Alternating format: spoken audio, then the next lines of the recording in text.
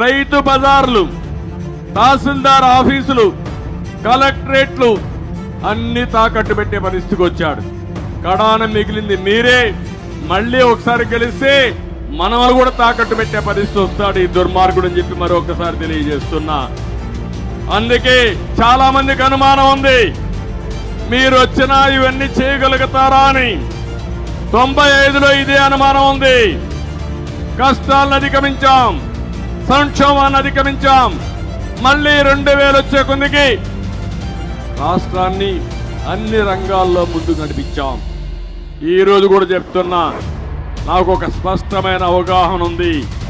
సంపద సృష్టిస్తాం, ఆదాయాన్ని పెంచుతాం, పెంచిన ఆదాయంతో సంక్షేమ కార్యక్రమాలు చేస్తా, అభివృద్ధి కార్యక్రమాలు చేస్తా, నిరంతరం ఈ రాష్ట్రాన్ని అభివృద్ధి చేసే విధంగా మళ్ళీ ఒక ప్రత్యేకమైన కార్యక్రమంతో మీ ముందుకు వస్తానని చెప్పి కూడా నేను మీకు తెలియజేస్తున్నా.